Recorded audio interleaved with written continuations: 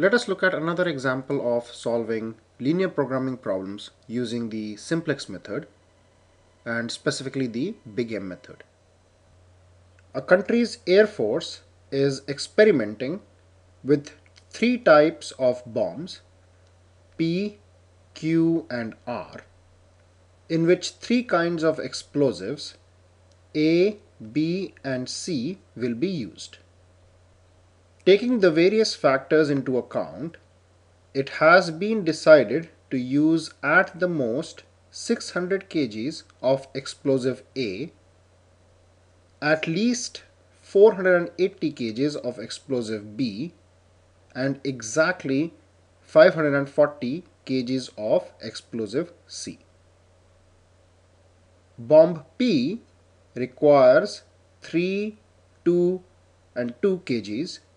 Bomb Q requires 1, 4 and 3 kgs, and bomb R requires 4, 2 and 3 kgs of explosives A, B and C respectively. Bomb P is estimated to give the equivalent of a 2-ton explosion. Bomb Q a 3-ton explosion and bomb R a 4-ton explosion respectively. How much quantity of bombs P, Q and R should be produced in order to make the biggest bang? So let us understand this problem in detail. Now there are three types of bombs. Let's say this is P, this is Q and this is R.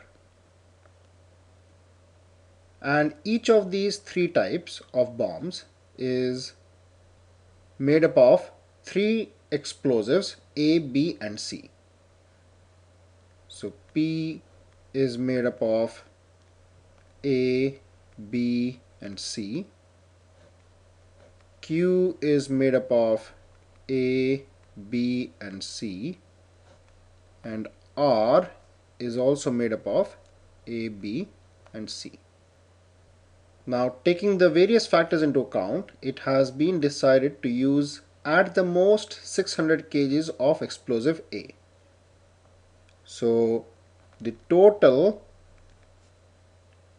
quantity of A should be less than or equal to 600 kgs.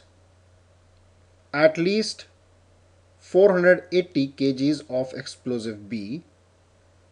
So the total quantity of B should be greater than or equal to 480 kgs. And exactly 540 kgs of explosive C.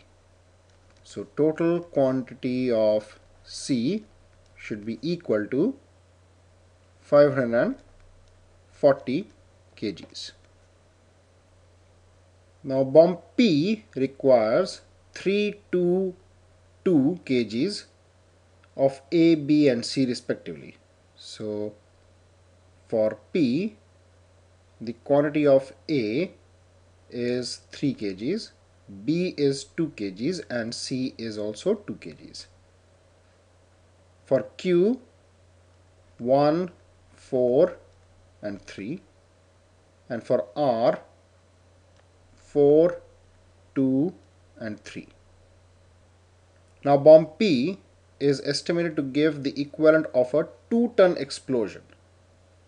Now what does this mean? What is meant by 2-ton explosion?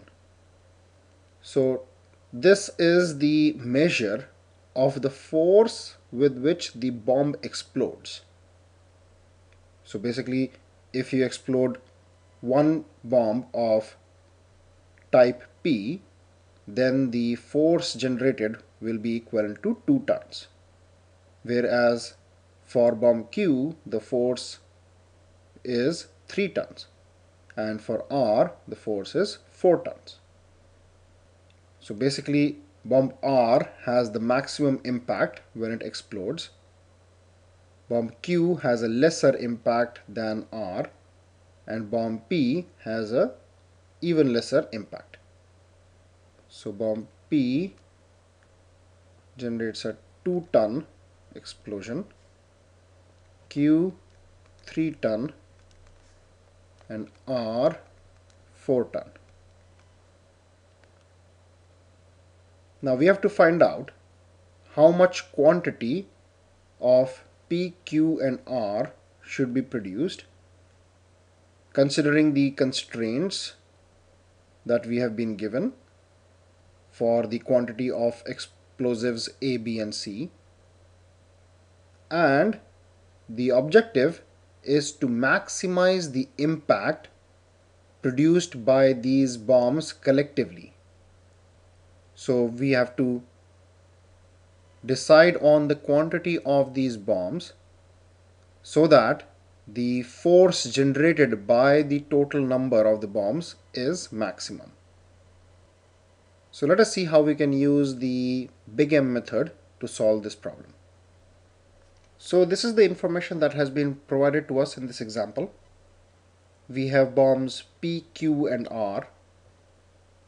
P needs 3 kgs of A, 2 kgs of B, and 2 kgs of C, and generates a 2-ton explosion force.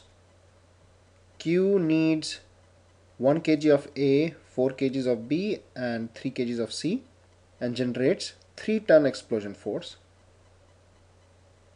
while R needs 4 kgs of A, 2 kgs of B, and 3 kgs of C, and generates a 4-ton explosion force. Also, the total quantity of A has to be less than or equal to 600 kgs. The total quantity of B has to be greater than or equal to 480 kgs, and total quantity of C has to be equal to 540 kgs. Now in order to solve this using the simplex method and specifically the big M method, the first step is to construct an LP model of the problem. Now in this problem we have to find out the quantity of P, Q, and R to be produced. So let's say x1 is the quantity of P to be produced, x2 is the quantity of Q to be produced, and x3 is the quantity of R to be produced.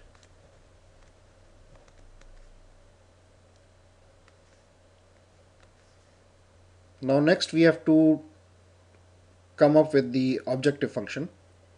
So the objective here is to maximize the explosion force.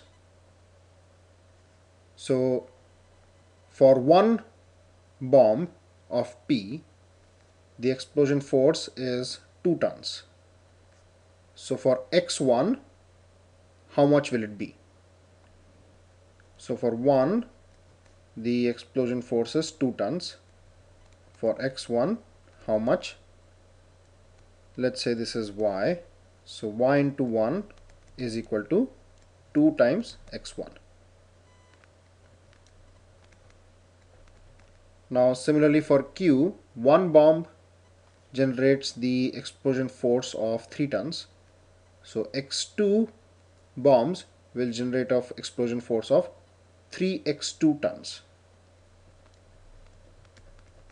Similarly for R, the explosion force for x3 bombs will be 4 times x3.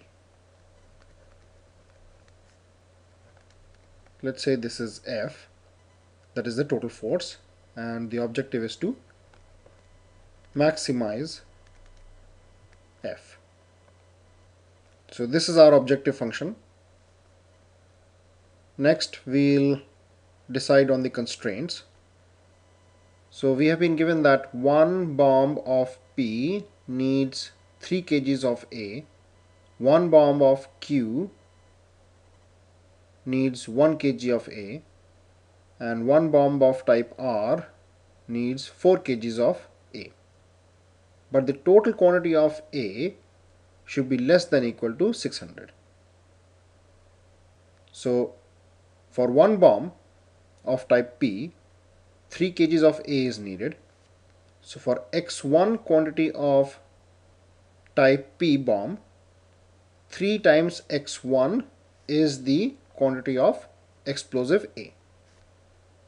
So 3x1 plus, similarly for one bomb of type Q, 1 kg of A is needed. So for x2 quantity of Q, the total amount of A needed will be 1 into x2, which is x2. For R, one quantity of R needs 4 kgs of A. So x3 quantities of R will need 4x3 kgs of A. So this represents the total quantity of A needed to manufacture x1, x2 and x3 quantities of P, Q and R respectively. And this has to be less than or equal to 600. Similarly, for B, we will have 2x1 plus 4x2 plus 2x3 is greater than or equal to 480. So 2x1 plus 4x2 plus 2x3 is greater than or equal to 480. And for C, 2x1 plus 3x2 plus 3x3 is equal to 540. So 2x1 plus 3x2 plus 3x3 is equal to 540. And of course, the universal constraint for linear programming is that all decision variables x1, x2 and x3 should be greater than or equal to 0. So this becomes our LP model.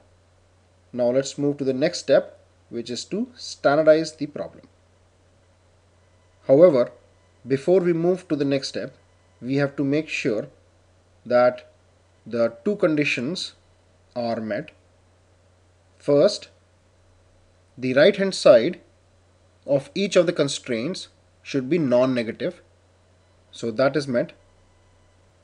The second condition is that each of the decision variables of the problem should be non-negative, so we already have that x1, x2, x3 are non-negative. So both these conditions are met, so we can now move to step number 2. Now, in order to solve this LP model using the simplex method, we need to convert the constraint inequalities into equations. So as you can see, we have the inequalities less than equal to and greater than equal to for the first two constraints, whereas the third constraint has an equal to sign. So the first two constraints need to be modified so that we can have an equal to sign and these two become equations. Now let's take the first constraint. So in case of the first constraint, we have 3x1 plus x2 plus 4x3 is less than equal to 600. So it is less than or equal to 600. Now if left hand side is equal to 600, that is the right hand side, then it is fine. However, if left hand side is less than the right hand side, then that situation is not acceptable. So in order to bring the left hand side equal to the right hand side, we need to add a variable to the left hand side. So let's say we add s1. Now the second constraint is 2x1 plus 4x2 plus 2x3 is greater than or equal to 480. So if the left hand side is equal to the right hand side, then there is no problem. However, if left hand side is greater than the right hand side, then we have a problem. So we will reduce the excess from the left hand side by subtracting a variable s2. Now for the third constraint, we already have a equal to sign, so left hand side is equal to the right hand side, so we are fine here. So let's rewrite these three constraints with a equal to sign. So the first constraint becomes 3x1 plus x2 plus 4x3 plus s1 is equal to 600. The second constraint becomes 2x1 plus 4x2 plus 2x3 minus s2 is equal to 480. And the third constraint remains as it is, so 2x1 plus 3x2 plus 3x3 is equal to 540. Now we have these constraints with an equal to sign. However, if you consider the second constraint, while we move to the next steps where we'll have to find the basic initial feasible solution, we'll have to consider x1, x2 and x3 equals to 0. Then we'll get s2 equals to minus 480, which is a problem because all the variables should be greater than or equal to 0. Also, for the third constraint, if we put x1, x2, x3 equal to 0, then we will not get any basic initial feasible solution. However, the first constraint is fine because here if you put x1, x2, x3 as 0, s1 is 600, which means s1 is positive, so that is fine. So what we'll do is, for the second and third constraints, we'll add an artificial variable a1 and a2, which will help us in getting the basic initial feasible solution. So let us rewrite these constraints with these artificial variables. So the first constraint remains as it is, so 3x1 plus x2 plus 4x3 plus s1 is equal to 600. The second constraint becomes 2x1 plus 4x2 plus 2x3 minus s2 plus a1 is equal to 480. And the third constraint becomes 2x1 plus 3x2 plus 3x3 plus a2 is equal to 540. And of course all the variables should be greater than or equal to 0.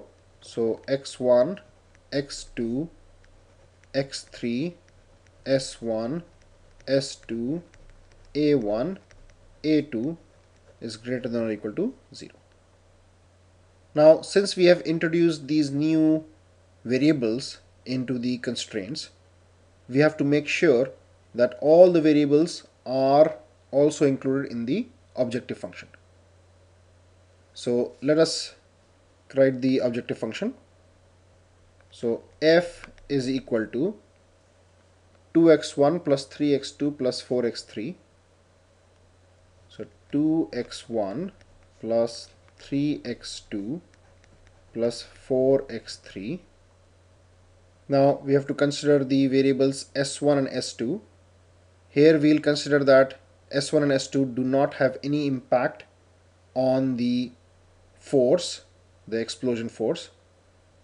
So plus 0 s1, so 0 is the coefficient added to the variable s1, plus 0 s2. Now we have to add the variables a1 and a2. However, since a1 and a2 are artificial variables and do not have any physical meaning per se, so we need to give them a coefficient in such a way that these get ruled out of the solution. Now we have to maximize the force, so we will give a1 and a2 coefficients in such a way that these coefficients reduce the force, and we'll assign a huge value to the coefficients so that it has a huge negative impact on the force, and then automatically during the iterations the variables a1 and a2 will be eliminated from the solution. So what we do is we'll assign the coefficient as m, which indicates a huge number, and since we have to give a impact such that a1 and a2 reduce the force, we'll give them minus coefficient. So minus m a1 minus m a2. So this becomes our objective function, and we have to maximize f. So with this, let's move to step number 3, which is to create the simplex table. So the first row in the simplex table is called the objective row, represented by Cj. And in this row, we'll note down the coefficients of the variables in the objective function. So 2, 3, 4, 0, 0, minus m, and then again minus m. The second row indicates the variables in the problem for which the Cj components have been written in the first row. So x1, x2, x3, s1, s2, a1 and a2. And then below the second row of the table, the coefficients of the variables in the constraints are noted down. So the first constraint is 3x1 plus x2 plus 4x3 plus s1 is equal to 600. So 3, 1, 4, 1, 0, 0, 0. For the second constraint, 2, 4, 2, 0, minus 1, 1, 0. And for the third constraint, 2, 3, 3, 0, 0, 0, 1. Now there are some more columns to be added, which will be added in the next step, which is to establish a basic initial feasible solution. Now here, since we have artificial variables and minus s2 and so on, we have to be very careful in order to establish the basic initial feasible solution. So here, definitely first of all, we'll consider the decision variables x1, x2 and x3 equals to 0. So x1, x2, x3 equals to 0. Now among s1, s2, we'll consider s2 also as 0 because it has a negative sign. Otherwise, we'll have a negative value for this equation. So we'll also consider s2 equals to 0. I mean, generally, if you have a minus s2 and because of minus s2 you have added an artificial variable, basically you have to consider s2 also as 0. And we have added this artificial variable so that the basic initial feasible solution does not come up with a negative value of s2. So we have x1, x2, x3 and s2 equals to 0. So then our basic initial feasible solution becomes s1 is equal to 600,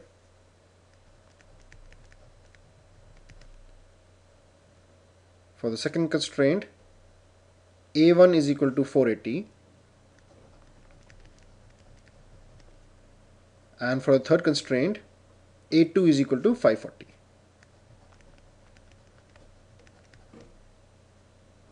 So now we can complete the simplex table. So in order to do that, we have to add two columns on the left hand side. The first is known as CB and the second is known as basis. The basis column will have the non-zero variables for the current solution, whereas the CB column will have the coefficients of these non-zero variables. So the non-zero variables are S1, A1, A2. So S1, A1, A2. S1 has a coefficient of 0. A1 has a coefficient of minus m. And A2 has a coefficient of minus m. Now on the right hand side we have to add another column. This is known as the solution values column, B. This column takes the values of the basic variables, that is S1, A1 and A2 in the initial basic feasible solution. So S1 is equal to 600, A1 is 480 and A2 is 540. So S1 will have 600, A1 480 and A2 540. So this completes our simplex table as well as step number 4. So now once we have the basic initial feasible solution here, we can move to the next step, which is to test for optimality. Now after we have established the basic initial feasible solution, we need to check if this is the optimal solution or not. So now 2 new rows need to be added to the simplex table. The first row is Zj. Elements in the Zj row represent the decrease in the value of the objective function, which will result if one unit of the variable in the jth column is brought into the product mix. Now Zj values for the jth column are obtained by adding the products of elements under that column with the corresponding CB values. So for example, for x1 we'll have 0 multiplied by 3 plus minus m multiplied by 2 plus minus m multiplied by 2. So 0 into 3 is 0. 2 multiplied by minus m is minus 2m plus 2 multiplied by minus m is again minus 2m. So minus 2m minus 2m, that becomes minus 4m. Now for x2, 0 into 1 plus minus m into 4, this is minus 4m, plus minus m into 3, this is minus 3m. So minus 4m minus 3m is minus 7m. Similarly for x3, I'll omit the first row now because 0 into any number will be 0. So minus 2m minus 3m, so minus 5m. This will be 0. This will be minus m into minus 1, which will be plus m. For a1, this will be minus m. For a2 again minus m. And for b, minus 480m minus 540m. So this is minus 1020m. Next is Cj minus Zj. This row is known as the net evaluation row, and this row is obtained by subtracting column wise the Zj values from the Cj values. So 2 minus minus 4m becomes 2 plus 4m. 3 minus minus 7m becomes 3 plus 7m. 4 minus minus 5m becomes 4 plus 5m. 0 minus 0 is 0. 0 minus m is minus m. minus m minus minus m is minus m plus m, which becomes 0. Again, minus m minus minus m is minus m plus m, which is also 0. Now, this row Cj minus Zj determines whether the solution is optimal or not. So, since this is a maximization objective problem, a positive value in the Cj minus Zj row indicates the amount by which the force will be increased if a unit of the corresponding variable is introduced in the solution, while a negative value indicates the amount by which the force will be decreased if a unit of the corresponding variable is introduced into the solution. So once the values of Cj minus Zj are obtained, in case all the values are negative or 0, then the current solution is optimal.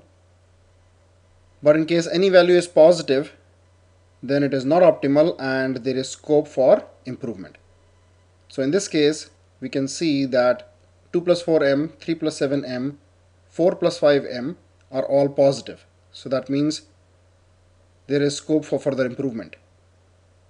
So we now need to proceed to the next step, which is to improve the current solution. Now, since we have positive values for the row Cj minus Zj, which indicate that the solution can be improved further, we observe the value of Cj minus Zj for different columns and mark the column with the maximum positive value. So we had assumed that m is a large number. So let's see. So 4m, 7m, 5m. So 7m appears to be the largest. 7m plus 3, this will become our key column. And so this variable x2 becomes our incoming variable. Now we have to find the outgoing variable. So we need to find the value of theta. So we need to divide the values in column B with the corresponding values in the key column. So 600 divided by 1 is 600. 480 divided by 4 is 120. And 540 divided by 3 is 180. Now the row containing the minimum non-negative ratio is marked. So here it is 120. So A1 becomes the outgoing variable while x2 is the incoming variable, and the element at the intersection of the key row and key column is known as the key element. So 4 here is the key element. Now after we have selected the key row and key column, a revised simplex table providing an improved solution can be developed. So first, the incoming variable replaces the departing variable, and the coefficient of the incoming variable in the objective function is entered in the CB column. So let me do that first.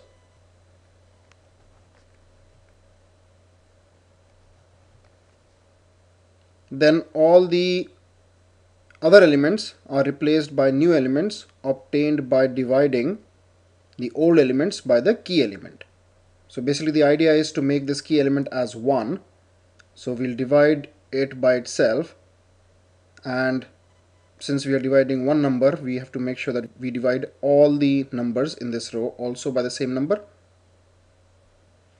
So 2 divided by 4 becomes 1 by 2, 4 divided by 4 becomes 1, 2 divided by 4 becomes 1 by 2, 0 divided by 4 becomes 0, minus 1 divided by 4 becomes minus 1 by 4, 1 divided by 4 becomes 1 by 4, 0 divided by 4 becomes 0, 480 divided by 4 becomes 120. Let me replace this row with the new numbers.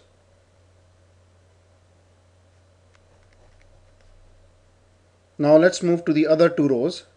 So for the other row, the variable and its contribution, that is the CB column element, are reproduced without change. All other elements in the row are replaced by new elements, with the idea that the element intersecting the key column and the row has to be made 0, and it has to be made 0 by subtracting a multiple of the reduced key element from the element in the other row. Now the same multiple has to be multiplied by all the reduced elements of the key row and subtracted from the corresponding elements of the target row. So let's first make this element at the intersecting section as 0. So the reduced key element is 1. So what we have to do is 1, this is the one of the target row, minus 1, this is the reduced key element, into the multiple, that is x, is equal to 0.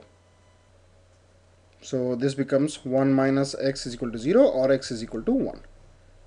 So 1 is the factor with which we have to multiply the elements of the reduced key row and then subtract from the elements in row S1. So this becomes 1 minus 1, which is 0. For x1, it will be 3 minus 1 by 2 into 1. So basically 3 minus 1 by 2. So 3 minus 1 by 2, 2 LCM, 6 minus 1, which is 5 by 2. So this becomes 5 by 2. For x3, 4 minus 1 by 2. So 8 minus 1, which is 7 by 2. For S1, 1 minus 0, which is 1. For S2, 0 minus 1 by 4, which is 1 by 4. For A1, 0 minus 1 by 4, so minus 1 by 4. For A2, 0 minus 0, which is 0. For B, 600 minus 120, which is 480. So let me replace this row with the new elements. Now let's move to row A2. Let me remove these calculations here. So here we have to make this element 3, which is the intersecting element, as 0. So 3 minus 1 into x is 0, or minus x is rather plus x. So we'll take x on the other side, minus x on the other side, so it becomes x is equal to 3. So 3 minus 1 into 3 becomes 0. Now 2 minus 1 by 2 into 3. So 2 minus 1 by 2 into 3 is 3 by 2. So 2 is the LCM. 2 2s are 4 minus 3. So this is 1 by 2. So this becomes 1 by 2. Now again 3 minus 1 by 2 into 3. 3 minus 3 by 2. 2 LCM. 3 2s are 6 minus 3. So 3 by 2. 0 minus 0 is 0. 0 minus 1 by 4 into 3.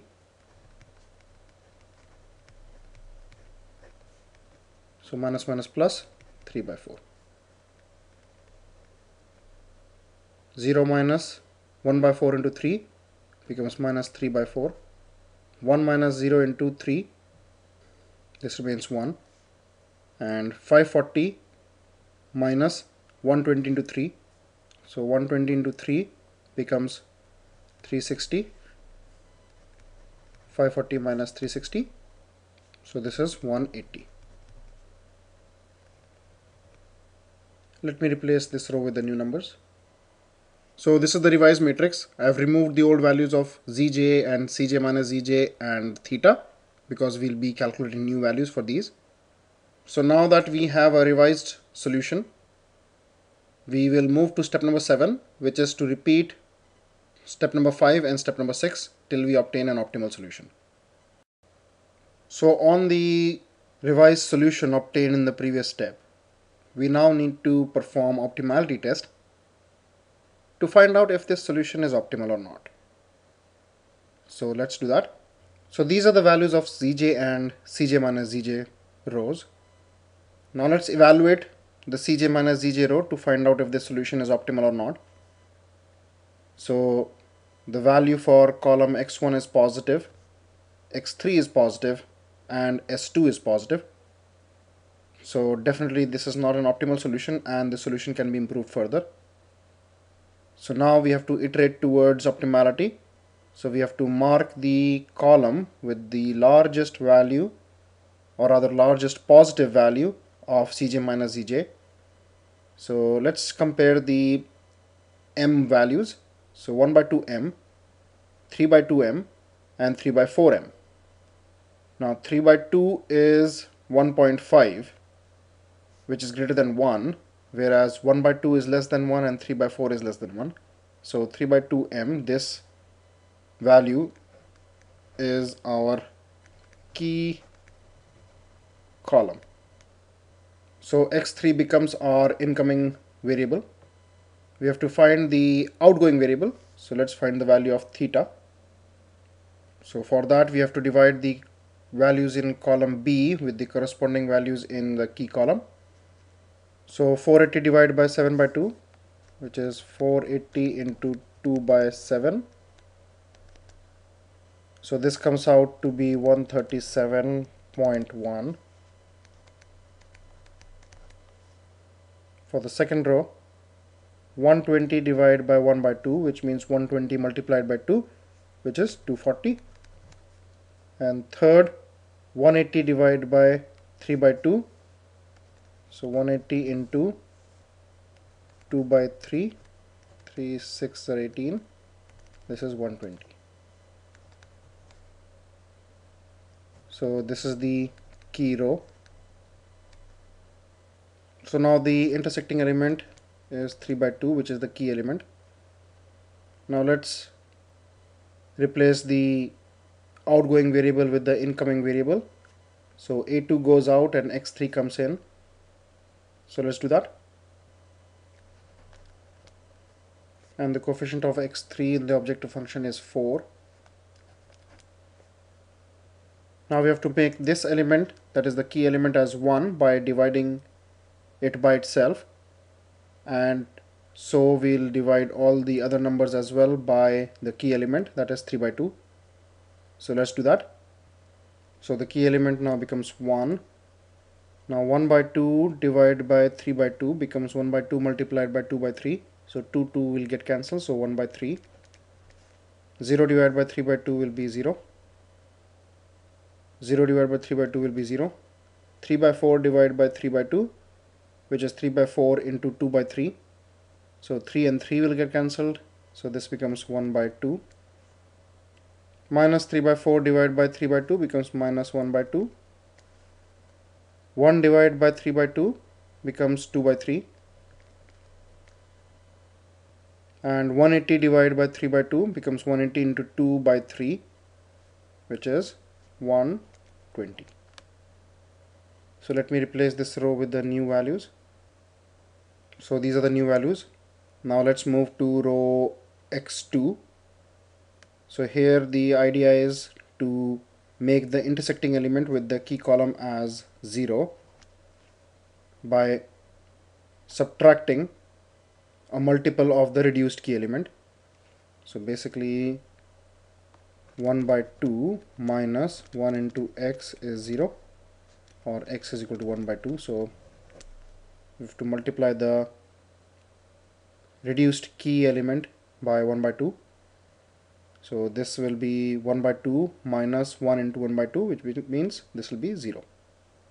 So for column x1, 1 by 2 minus 1 by 3 into 1 by 2. So this becomes 1 by 3. Then for x2, 1 minus 0 into 1 by 2, this will be 1. For s1, this will be 0. For s2, minus 1 by 4 minus 1 by 2 into 1 by 2. So minus 1 by 4 minus 1 by 4, which becomes minus 2 by 4, which is minus 1 by 2. For a1, this will be 1 by 2. For A2, this will be minus 1 by 3, and for B, this will be 60. I'll do similar calculations for row S1 and rewrite the row with the replaced numbers. So this is our revised solution. Now let's perform the optimality test on this. So let's calculate Zj. I'll leave the first row from calculation because the CB value is 0, so 0 multiplied by any number will be 0.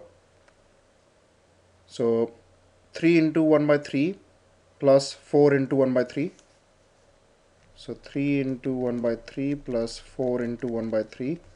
So this becomes 1 plus 4 by 3. LCM is 3. 3 plus 4, 7 by 3. For x2, this becomes 3. For x3, this becomes 4. For s1, this is 0. For s2, minus 3 by 2 plus 2. So LCM is 2 minus 3 plus 4, 1 by 2. For A1, 3 by 2 plus 4 into minus 1 by 2.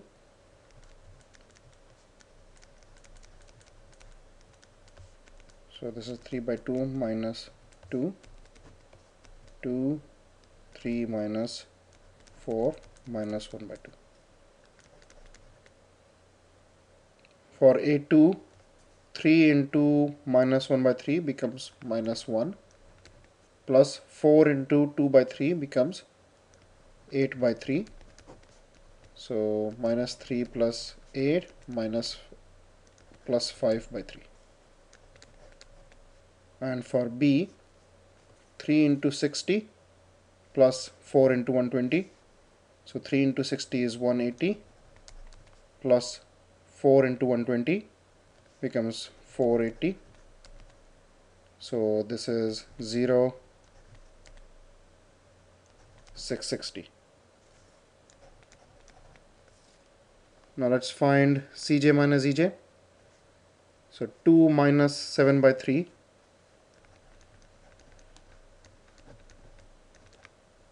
Six minus 7, so it's minus 1 by 3. 3 minus 3 becomes 0. 4 minus 4 is 0. 0 minus 0 is 0. 0 minus 1 by 2 is minus 1 by 2. Minus m minus 1 by 2 becomes minus m plus 1 by 2. Minus m minus 5 by 3.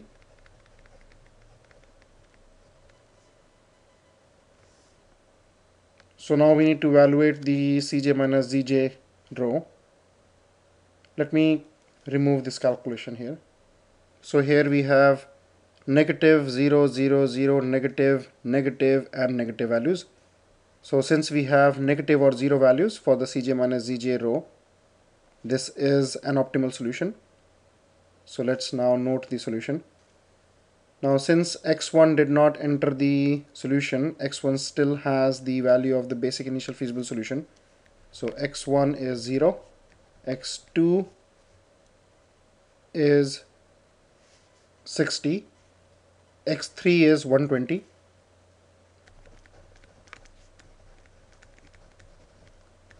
and the value of the force is 660. So F is 660. This is the maximum value. Of course, this is in tons. So bomb P should not be produced at all.